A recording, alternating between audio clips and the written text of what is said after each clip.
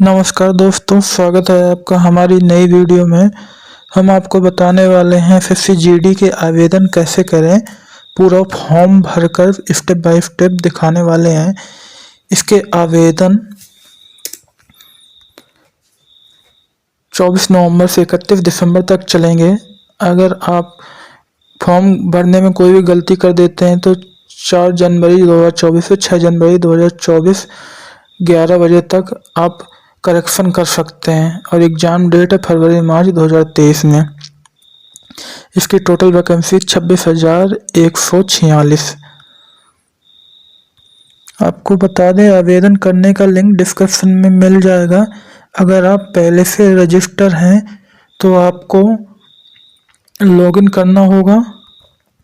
In case आपने अपना SSC का कोई भी फॉर्म भरा है और आपको पासवर्ड नहीं याद है तो आपको फॉरगेट पासवर्ड करना होगा। अगर आपने इससे पहले एसएससी का कोई भी फॉर्म नहीं भरा तो आपको न्यू यूज़र में क्लिक करना होगा। मैं पुराना यूज़र हूं तो मैं लॉगिन करूंगा। चलिए दोस्तों, लॉगिन पर क्लिक करते हैं। जैसे ही आप लॉगिन करेंगे तो आपको फॉर्म खुलेगा। ऊपर आप देखेंगे तो पोस्ट का नाम आ रहा है। अप्लाई करने के लिए सीधा आपको अप्लाई पर क्लिक करना होगा। अप्लाई करने से पहले कुछ जानकारी हम आपको और देंगे ताकि किसी भी प्रकार की दिक्कत आपको ना हो। स्टेप बाय स्टेप आपको समझा के चलते हैं। अगर आपके रजिस्ट्रेशन में कोई भी गलती हो गई है तो आपको मॉडिफाई रजिस्ट्रेशन पर क्लिक करना होगा। अगर आपका रजिस्ट्रेशन में कोई भी प्रॉब्लम है या गलती हो गई है तो आपको मॉडिफाई करना होगा। मॉडिफाई करने के बाद ही अप्लाई आपको करना होगा। अगर आप पहले अप्लाई कर देते हैं तो आपका रजिस्ट्रेशन मॉडिफाई नहीं हो पाएगा। साथ ही साथ आपको बता दें, महिला या SC ST हैं तो आप अप्लाई करने के बाद फॉर्म को प्रिंट कर सकते हैं।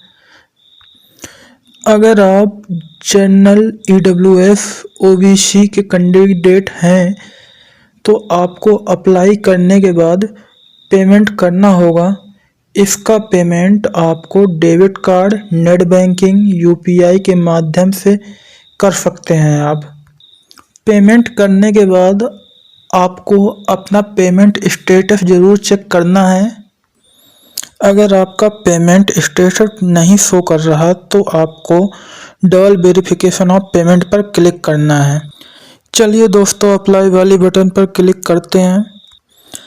जैसे हम अप्लाई वाली बटन पर क्लिक करेंगे तो हमारे रजिस्ट्रेशन की जो भी जानकारी है वो सारी जानकारी आपकी स्क्रीन पर दिखने लगेगी। साथ ही साथ बता दें, आपको कोई भी चेंजेस करना है तो आपको मॉडिफाई रजिस्ट्रेशन पर क्लिक करना होगा। एक्स सर्विस में नो में क्लिक करना है। अगर आपके पास NCC सर्टिफिकेट है तो यस करें, वरना नो करें। हमें 3 परीक्षा केंद्र की जानकारी डालनी है। आप अपने हिसाब से डाल देना। मैंने आगरा, फिर प्रयागराज, बनारस ले रहा हूँ मैं। इधर पर आपको एग्ज़ाम का मीडियम चुनना है। मैंने हिंदी किया है। दोबारा से पूछा तो दोबारा से हिंदी डाल देना है। अगर आप इंग्लिश चुनना चाहते हैं तो आप इंग्लिश चुन सकते हैं। अगर आपके पास स्टेट का निवास है तो आप स्टेट का निवास डाल सकते हैं। जैसे मेरे पास में उत्तर प्रदेश का है तो मैं उत्तर प्रदेश डाल देता हूँ। दोबारा से पूछ रहा है तो दोबारा से उत्तर प्रदेश डाल देता हूँ। इधर पर डोमिसाइल का डिस्ट्रिक्ट पूछ रहा है तो डिस्ट्रिक्ट डाल देता हूँ डोमिसाइल का। दोबारा से पूछ रहा है तो दोबारा से डिस्ट्रिक्ट डालना होगा डोमिसाइल का। अगर आपके स्टेट और डिस्ट्रिक्ट डिफरेंट हैं तो आप अपने स्टेट और डिस्ट्रिक्ट के डोमिसाइल दूसरी डिफरेंट डाल सकते हैं। मेरा जो है मैं वो डाल रहा हूँ, आपका जो है वो आपको डालना है। अगर आप मिलिट्री में हैं तो यस करेंगे, नहीं तो नो करेंगे। अगर आपका डिस्ट्रिक्ट बॉर्डर के पास में है तो यस करेंगे, नहीं तो नो करेंगे। अब हम आ गए हैं पोस्ट के प्रेफरेंसेस में। अब हमें पोस्ट प्रेफरेंसेस डालना है। पोस्ट प्रेफरेंसेस के लिए आपको बता दें, सबसे पहले आपको नोटिफिकेशन खोलना है। इसके बाद आपको जिसमें ज़्यादा वैकेंसी है उसी क्रम में आपको पोस्ट को डालना है कोड के हिसाब से। पोस्ट डिटेल में जाएंगे, आप पोस्ट को सिलेक्ट कर सकते हैं। मैं पहले बी सिलेक्ट कर लेता हूँ, इसके बाद मैं ए सिलेक्ट कर लेता हूँ, फिर इसके बाद मैं सी सिलेक्ट करूँगा क्योंकि सीआरपीएफ में ज़्यादा पोस्ट दिख रही है मुझे। दोस्तों ये पूरी चॉइस आपकी है, आप खुद से चॉइस कर सकते हैं। हम जस्ट ये आपको सैंपल दिखा रहे हैं जिससे आपको फॉर्म भरने में कोई प्रॉब्लम ना हो फेस करनी पड़े, इसी वजह से जस्ट है हम आपको सैंपल दिखा रहे हैं। इसके बाद मैंने ई, फिर इसके बाद डी, एफ, एच, बी, ए, सी, ई, डी, एफ, एच डाला हुआ है, आप अपने हिसाब से डाल सकते हैं। फिर नीचे आना है, इधर पूछ रहा है आपकी मैक्सिमम क्वालिफिकेशन क्या है। मेरी क्वालिफिकेशन बीकॉम है तो मैंने बीकॉम डाल दिया। इधर आपको 10th स्टैंडर्ड डालना है क्योंकि 10th स्टैंडर्ड से आपकी वैकेंसी आई हुई है। इसके बाद आपको स्टेटस डालना है, आप पास है या नहीं है, पासिंग ईयर डालना है, स्टेट डालना है, बोर्ड का नाम डालना है, फिर रोल नंबर डालना है, फिर परसेंटेज डालनी है। पूछ रहा है यहाँ पे आपको अपनी पर्सनल डिटेल शेयर करना चाहेंगे या नहीं, मैंने यस कर दिया है, आप चाहें तो नो कर सकते हैं। इसके बाद आपको फ़ोटो अपलोड करनी है। फ़ोटो में आपका ना तो चश्मा या ना फ़ोटो आपको अपलोड नहीं करनी है, सिंपल फ़ोटो ही आपको अपलोड कर। फ़ोटो आपकी 24 अगस्त 2023 के बाद की होनी चाहिए। साथ ही साथ आपका सिग्नेचर ब्लर नहीं होना चाहिए। फ़ोटो सिग्नेचर हमारा अपडेट हो चुका है। वेरीफाई पे क्लिक करेंगे, यस पे क्लिक करेंगे, इसके बाद कैप्चा भर देंगे हम लोग। सब कुछ करने के बाद एक बार प्रीव्यू पे हम चेक करेंगे। इसके बाद हमें चेक करना है जो हमने फॉर्म भरा है वो सही है या नहीं।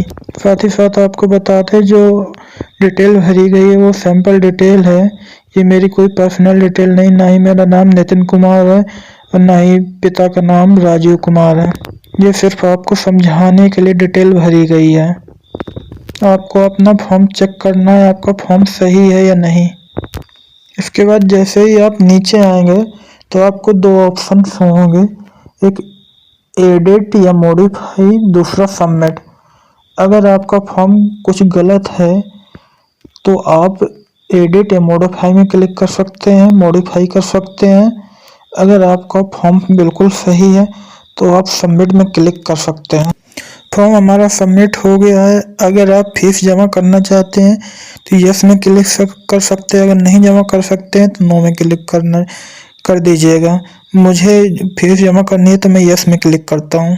जैसे ही आप यस में क्लिक करेंगे तो आपका पेमेंट का पेज ओपन हो जाएगा।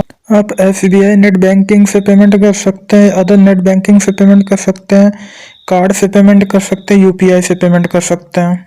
पेमेंट करने के बाद आपका पेमेंट अपडेट हो जाएगा। अगर नहीं होता है तो डबल वेरिफिकेशन में क्लिक जरूर करिएगा। मैं आपको रिकमेंड करूंगा आप स्टेट बैंक ऑफ इंडिया से पेमेंट करें। स्टेट बैंक ऑफ इंडिया से फंसने के चांसेस बहुत कम रहते हैं पेमेंट के। आज के वीडियो में इतना ही।